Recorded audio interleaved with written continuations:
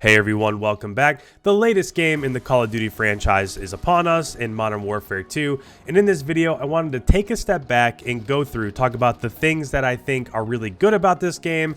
I wanted to talk about the bad, and of course, we'll definitely get to the ugly.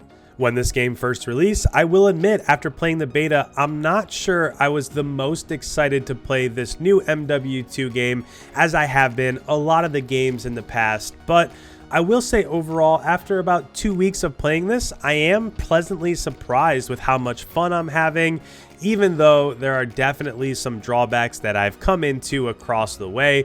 But there's no better place to start when it comes to a review of Modern Warfare 2 than to going through and talking about the things that I enjoy. So first off, just to kind of look at this as a broad overview, I think the overall map design for the majority of these maps is pretty good. I think the colors are vibrant, which is a nice change from what we've had the last couple of years. When it comes to Vanguard and Black Ops Cold War, a lot of the maps were very brown, were very green. In fact, I had some trouble really seeing people in the last couple Call of Duty titles, whereas this one, I feel like I can see the player. I feel like I can tell when I'm hitting my shots.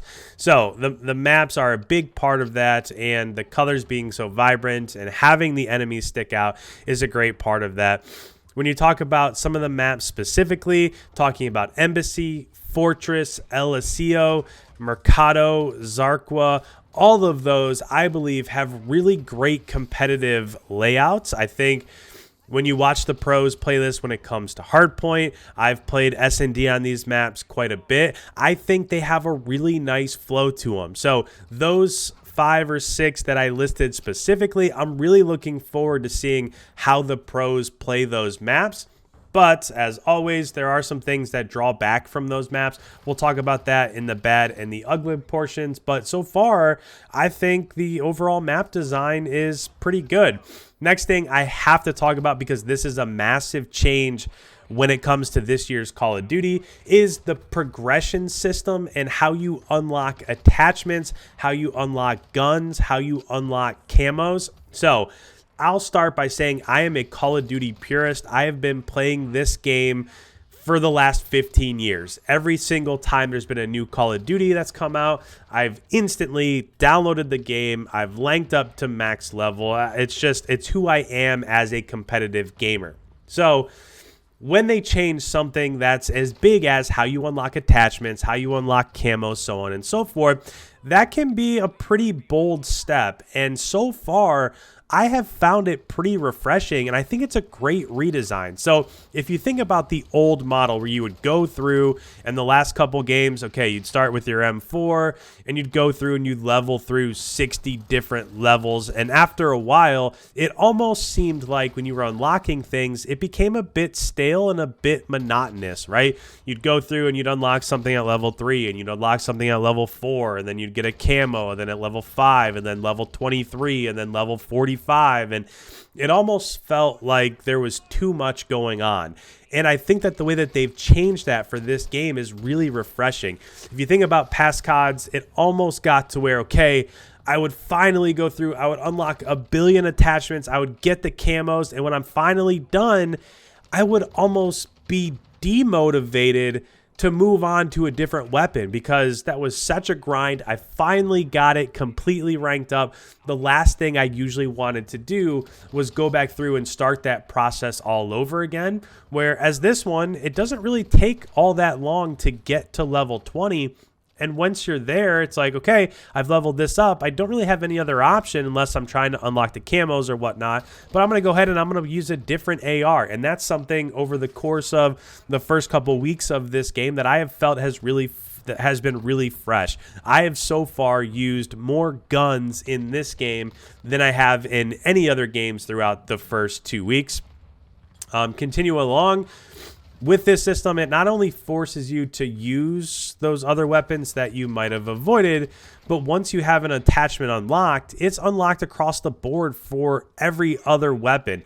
I spent probably 2 hours one of the first nights of MW2 tracing back the route that I needed in order to unlock this basic red dot sight that I wanted, right? I would go through, I was using the M4, and of course the sights weren't great right off the beginning, but I went through and I found exactly what I had to do to just get the plain red dot sight. So I had to go through a series of leveling to unlock both the Lockman ARs, and then once I unlocked both of those Lockman ARs and got them leveled up, I was able to unlock the Lockman SMG, and then once I got that to like level 12, I was finally able to unlock that basic red dot sight. And for me, that's a really nice change, right? Because the last couple games, you would get one of those basic sights at like level 3 or level 4 of ranking up the gun, and then it was like, okay, well, none of these other sites really matter. Whereas this was a couple hours or two. Now, I'm somebody that likes a grind. If you don't like a grind, then this might not be for you. But for me, it felt much more rewarding to go through and unlock the sights through a series of progressions on the guns. Whereas, again, if you think back to some of the previous games, this route is much more fun and rewarding than just going through and playing like some hardcore mode with some gun where I'm trying to get challenges with a thermal sight or something. It just didn't make sense before, and it felt like a grind. Whereas this actually, yes, it's a grind, but it feels a bit more fun.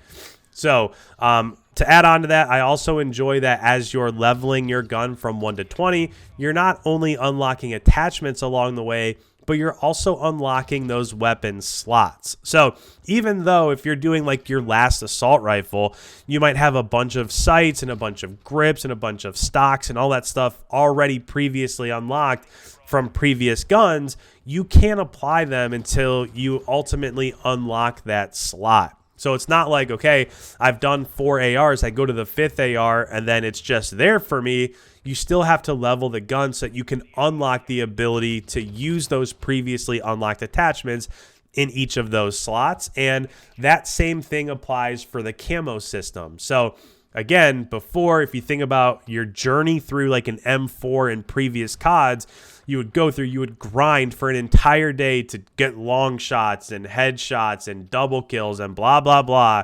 Felt like a massive grind. And then you'd finally unlock your camo.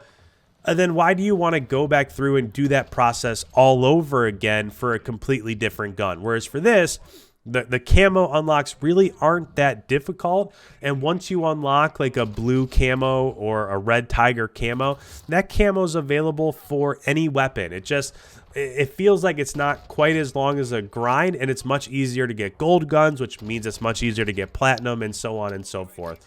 So the whole system of going through and unlocking attachments and different guns and camos, I think this has been an amazing change, and I would like to see this stay the same moving forward. Next thing that I'll talk about, and this is just kind of so far, would be weapon balancing. I think when it comes to the AR SMG weapon balancing and all of the ARs, all the SMGs, of course, except for like the M16, which they absolutely did dirty.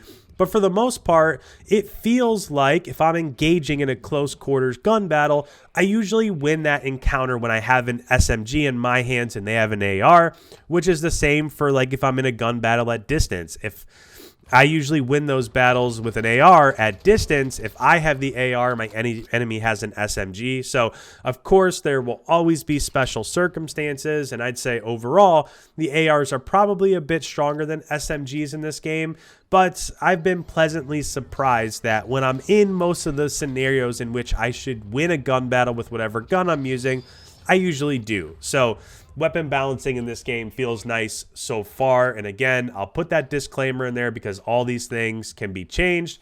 Next thing that's in the good column would be overall gunplay and the recoil patterns, just the feel of the guns in your hands, right? And not only that they feel well and they sound great and they look good, but for me, as somebody that's played these Call of Duties for a long time, they also feel true to how their predecessors have felt in previous CODs. Like, for example, the M4 in this game feels very similar to how the M4 has felt in the past. The AK and the SCAR, even though they might have different names, are still very recognizable to the variations that have existed of those weapons in previous titles. So, for me, I think that it's awesome that they've made those feel somewhat similar to what they have been like in the past. And as soon as I unlocked it, the SCAR, I think it's called like Attack 57 or something like that. As soon as I saw the picture of the gun, I knew that was a SCAR. As soon as I started using it, it felt like a SCAR.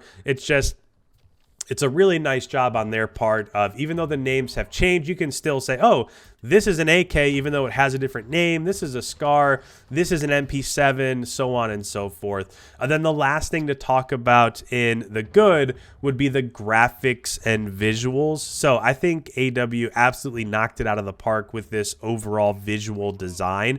I think the maps look sharp. I think they look vibrant. I think it's easy to see the enemies you're shooting, as I already mentioned.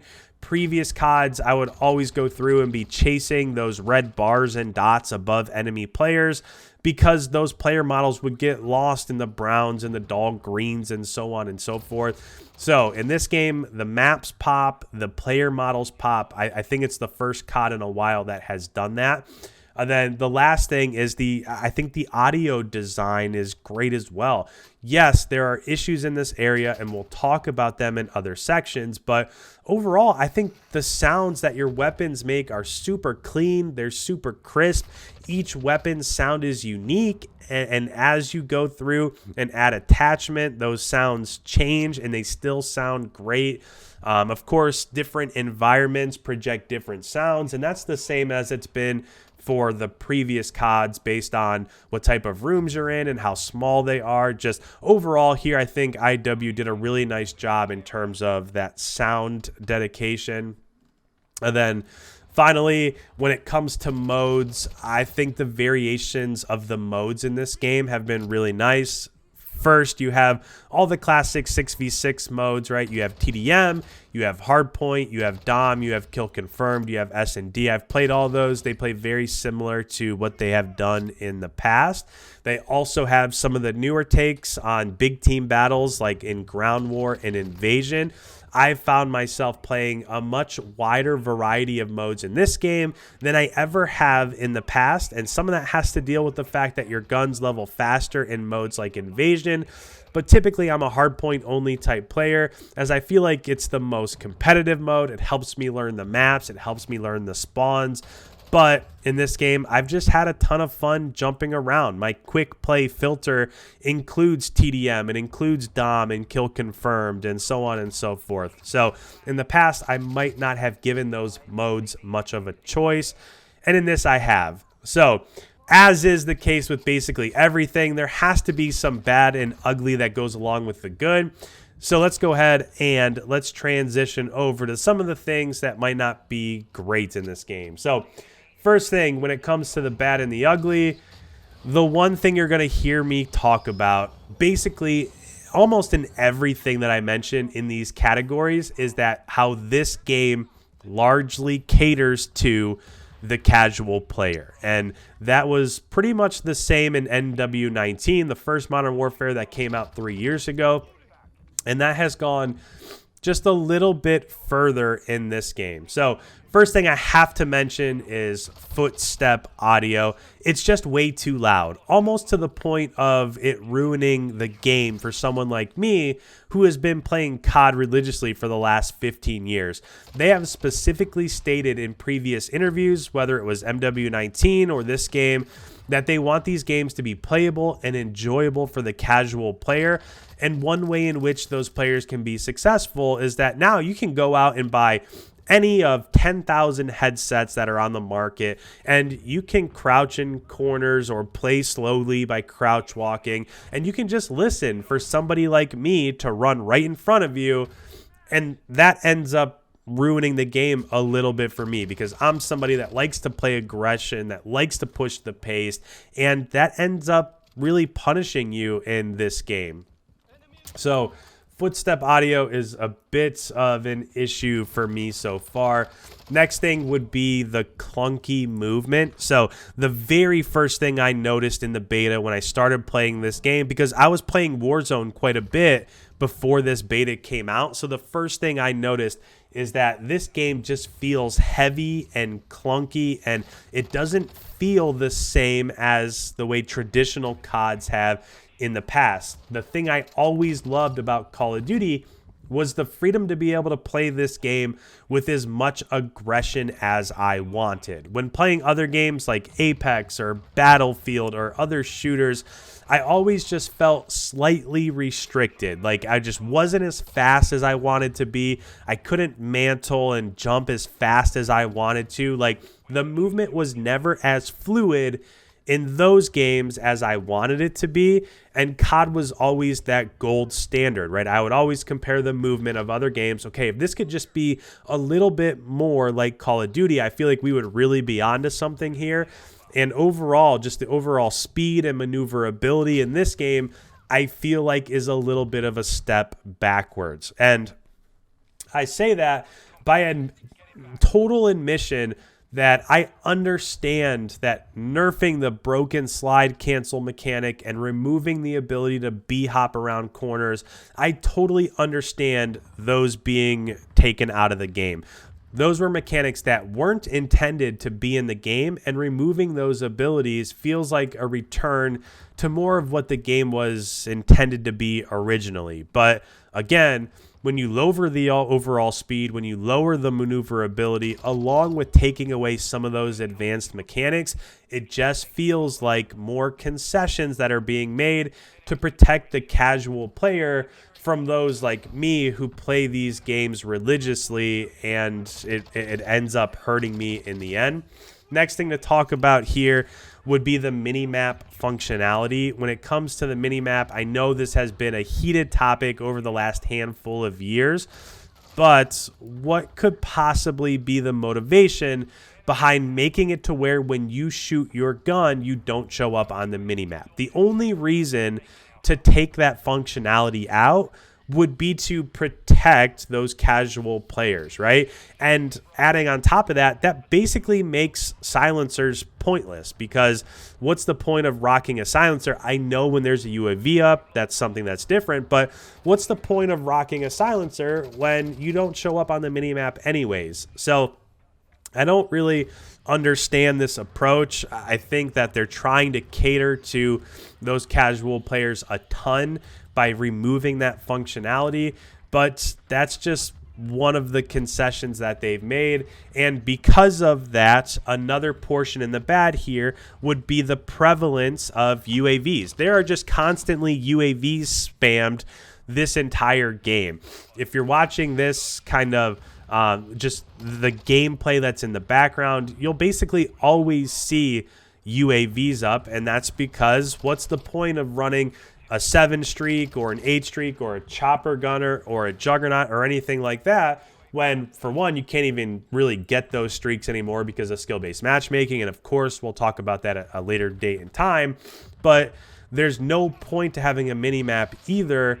So you have to run UAV. I run counter UAV because there's UAVs all over the place. So at least most of the time I can have one while my enemies don't, but other people do that as well. I know you can shoot them down, but who wants to do that? You want to get right back into the action. That's the beauty of Call of Duty. So minimap, the prevalence of UAVs, those are both issues for me.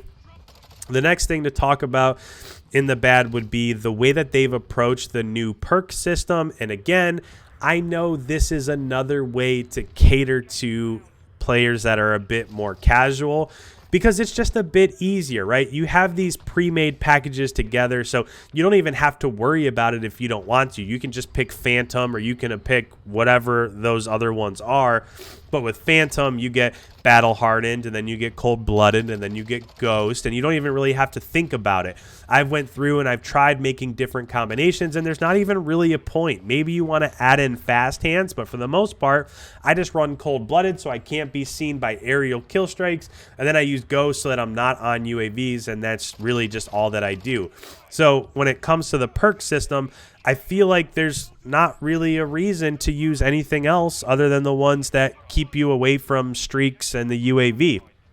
If you think back to the way that this game was 15 years ago, I feel like it was perfect. If you wanted to run stopping power, great. But if you run stopping power in that perk slot for Call of Duty 4, you would have to make some confessions, right? Okay, you can run stopping power, but then you're going to end up showing up on UAVs, or you won't have Juggernaut, or you won't have Dead Silence, right?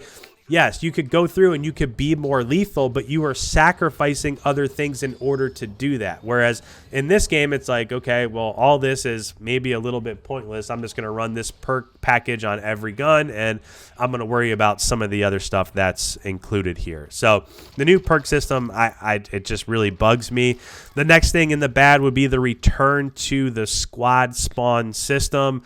Of course, if you follow competitive Call of Duty, that is how I built my channel. But these squad spawns feel very similar to the way squad spawns were in MW19. Everybody hated it then. Everybody hates it now. If you look at this through the lens of hardpoint, the way this should work is as a hardpoint pops, if you have spawns, then you should keep those until that hardpoint becomes contested. And then once that hardpoint becomes contested, one team should spawn on the top side of the map per se, and one team should spawn on the bottom side of the map, and it should be a contested hardpoint until one team gets a team wipe. And the way that these squad spawns work is that you can push forward and you can contest that hardpoint, but if you don't go through and get an entire squad spawn, then you're not going to end up flipping those spawns for your enemies. If there's one or two people left that's anchoring, a lot of the times you're still going to end up spawning there, and it's just going to be like you're constantly bashing your head against the wall. That's what we saw in MW19. I can't tell you how many games, competitive games in the CDL were ruined because of this spawn system, and it's back, and we're having to deal with it again. So the spawn system, I wish they would go away from it, but they're not, and it's just something that we have to live with. Weapon balance, I said with ARs and SMGs was fantastic, but with snipers, I feel like I don't know what was behind the motivation to not include flinch, right? If you're shooting a player that's sniping, and I can't tell you how many times this has happened to me, for the most part, I don't mind challenging snipers because I know I can get a bullet on target before they can snipe me. And if I get one bullet on target, that's going to have their scope flinching all over the place. Well, that doesn't exist in this game. So I come around corners and I see people that are using a sniper, right? I see that glint, and I end up, for the most part, just running away because you shoot them, it doesn't make them flinch, and then you end up getting shot in the face. So that is a major detraction when it comes to weapon balance. I would like to see that fixed, but again, I think they're trying to make it more enjoyable for the casual player. And if you can snipe even while you're getting sniped in the face, then there's not really that much of a skill gap there, right? Next thing would be when it comes to weapon attachments, and more specifically, the pros and the cons that are listed on those weapon attachments. Like, for example, it's hard to tell which of those attachments are actually better. There's no advanced stats really in this game. So you can see 3 or 4 grips in a row where the pros and the cons literally say the same thing. It's just they're listed in a different order. Like, there are 3 grips right in a row where it says a pro is horizontal recoil and vertical recoil, and the next one says the pros are vertical recoil and horizontal recoil. So they're listed in a different order, but do they really do anything different? I haven't been able to see what the difference is with those pros and cons. Usually what ends up happening for me is I've followed a lot of the pros. I've seen the attachments that they put on their TACs, that they put on their M4s, that they put on the SMGs, and those are the attachments that I use. So it takes a little bit of fun out of it, but there are still some go-tos that I can go ahead and lean on. So those are the bads. Now let's go ahead and let's get into the ugly. So when it comes to the ugly, a lot of these things you've seen before. First of all, and this is a hot topic, it has been since this all came out 4 or 5 years ago, But the first ugly for me would be skill-based matchmaking. For me, it kind of ruins the game. This game feels a little bit different because if I end up getting fed up, then you know what? I'm going to go ahead. I'm going to work on a camo grind. I'm going to go play Invasion. There's other things that I kind of enjoy doing in this game. But when it comes to just grinding hardpoint over and over and over again and domination, heaven forbid you ever have a game where you drop like 50 kills, because the next 3 or 4 games you're going to end up getting steamrolled. But skill-based matchmaking is just it. I mean, at this point, what can you really say? It ruins the game for players like me. But again, it caters to that more casual player, that newer player, because if you take them and there's no skill-based matchmaking, and they get thrown into a lobby with me, and they end up going 5 and 25, they're not going to play the game anymore. They're not going to want to spend money in the shop, so they're just going to go play something else. This is a way that they can protect their player base. They can protect the noobs, and I get it, but for a purist like me, I like going through and running chopper gunners. And even if I used to get them 1 every 6 games or 10 games or whatever, at least I would still get them. Whereas in this game, every single game you play feels like it's the world championship or the CDL is on the line. And if you don't feel like playing like that, if you just want to use a new gun like an M16, it ends up being a terrible time, and I hate it, and it makes me not really want to play the game. So, of course, skill-based matchmaking. Next thing here, and I think this is just a little bit too fast, would be the time to kill. Time to kill in this game is ridiculous. Very hardly ever do I end up getting shots on target first and then losing that gun battle, unless, of course, I end up running out of bullets or something like that. But for the majority of the gun battles you get into this game, if you shoot a person first, probably 95% of the time you end up getting that kill. And what happens because of that is it just ends up encouraging camping, right? If you're not that great of a player, okay, I'm just going to crouch and sit in a corner, and I'm going to shoot you first, and there's not really anything you can do about it. Whereas if you think back to like Black Ops 4 or Black Ops Cold War, the time to kill was much longer. So even if you got shot first, you could run behind cover, you could pop out, and as long as you could hit your next 5 or 6 bullets first before the enemy could hit their 4 or 5, you could still counter and win those gun battles. And in this game, it's not really all that possible. And it's still fun to play. Like if you go on a 5 spree with 30 bullets, it's kind of fun to just completely obliterate 5 people in a row with 1 clip. But that happens really not all that often. So time to kill is one that I like. Time to kills that are longer. This game is probably as fast as it's ever been.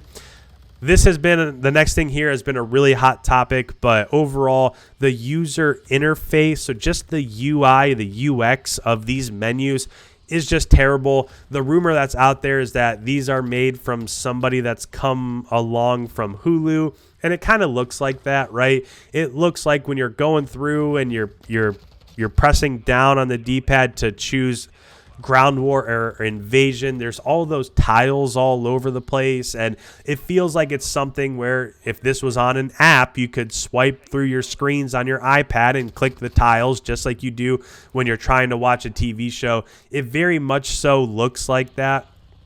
Whereas the games in the past, they already had this figured out, right? If you go back to Black Ops 2 and Black Ops 3 and the previous MWs and games like that, where they just have it listed. Here's the game modes. Here's your loadouts. Here's your score streaks. Here's the barracks. They were all listed there, and you immediately knew what you wanted to go to. This, I still end up trying to figure out, how exactly do I change my player card? How do I change my clan tag? It takes me a second or a couple minutes to go through and change that stuff. And it's annoying just to be annoying. There's no reason for it to be the way that it is. So user interface, really big issue there. One of the biggest things, and I touched on this a little bit earlier with the bad, but not having dead silence as a perk. It's not even like the fact that it's a field upgrade. I don't know. It was the same in MW19. I I can't stand it. I absolutely hate it, but I'm someone that is a purist. If there's a game that has Ninja, or if there's a game that has Dead Silence, I had it on basically every class that I had because I want to play fast. I want to have quick loadout times. I want to have quick sprint out times and ADS times. That's the way I play this game. And this game really doesn't allow me to play that without being punished, because you have a bunch of people, little Timmies all over the place that are crouched in corners, and the footsteps are loud as elephants. So as you're running, they can hear you and you end up getting shot in the back. And just not having Dead Silence as a perk is something that will drive me to wit's end, as it has in every other game where this same approach has been taken. And as I've already mentioned 10 or 12 times, this is just another way to cater to new players. Next thing here would be the fact that even though I like the majority of them and I think they're laid out fairly well, only having 10 6v6 maps at launch, I don't think that's acceptable. And one of those was the museum map that's no longer in there, and it wasn't working correctly and whatever. So it just, they've had 3 years since the first MW to create these maps. If you go back 10 years ago to Modern Warfare and the original Modern Warfare 2 and the original Black Ops games, those games would launch with 15 or 16 different maps, and that was a decade ago. So I feel like this is just the way it is now, and they're trying to set a trend that, okay, the last game only had 10 maps at launch. This game only has 10 maps at launch. It's kind of the new way, and they're saying, well, this is what it is. And for me, it really ruins the rotation that's there, and it makes the game get old a little bit quicker. When talking about maps, I'm not going to spend a ton of time on this, but that border crossing map where I don't know, I honestly don't know who thought of this, but basically, since there has been exploding cars in Call of Duty, they have always driven people insane. So to take a map and put 100 exploding cars in, it has to be some sort of troll job. Like, they were sitting in a conference room and they said, you know what, this drives people crazy. We're going to go ahead and we're going to make a map where there's literally 100 cars that can blow up. And I don't get the thought process behind it. The map overall, honestly, and I've said this a couple times in a couple different places, if you were to take that map and just make it to where the cars were already blown up, I don't know if I would hate it too much, right? Yes, it's not your prototypical 3-lane map, but you do have the major 4-lane highway where all the cars are. You have the little alley that's in the middle. And then you have the other 2 lanes on the other side. So it is kind of like a 3-lane map, even though it's a different take on it. But just overall, I don't know who thought of this and how it got through this production. And, okay, we're going to design. I honestly don't know. So that map has got to go. The PC stability and crashing issues has been a big issue for me. I play on PC. I have a really nice computer. I have a 3070 GPU. I have a really nice AMD Ryzen processor. I've put a lot of money into my PC, and probably once an hour or so, the game just crashes out of nowhere. There's no explanation for it. I've tried looking at threads on Reddit. I've tried going through and looking at Twitter and watching YouTube videos. Nobody really knows why. I've heard that this is also an issue on console, but maybe not to the same extent. But it drives me crazy. I'm playing with my friends, and if we have 5 of us playing together, the likelihood that 1 out of every 5 maps, there's somebody that gets disconnected. It happens all the time. And then you got to go back and you have to wait for that person to come back in. And then sometimes those lobbies are broken. It'll just say connecting as it's searching for a game over and over again. So that stability issues can be a bit of an issue. This is the next thing here. This is a different philosophy with IW. But I hate that lobbies at the end of a match are still disbanding. Let us play with the same 12 people over and over again. That's what used to make the old Call of Duty so much fun at times, is that You would have a squad of 6. You'd end up facing a squad of 6, right? You'd get matched up. Everybody would have the same clan tag, and you guys would play like 4 or 5 matches. And it's almost like a game battles match in a way where, okay, we beat you on whatever. We beat you on the map that has the water tunnels underneath, but you came back and you beat us on a different one, and you would continue to play against those same groups. And that is just one aspect that's been taken out of this game for no reason whatsoever. I feel like it has something to do with the silent MMR, and they have to make sure you're always being matched up against people that are very similar to you with skill-based matchmaking. But I don't see the point. You're taking something away from those previous games that you could very easily just leave in there, and what are you really getting out of it?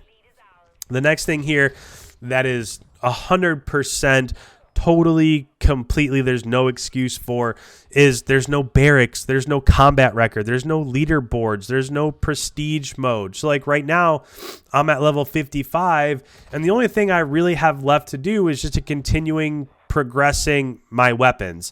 But once that's done, there's no prestige mode. I can't see like what my win-loss is. I can't see what my overall KD is, and why.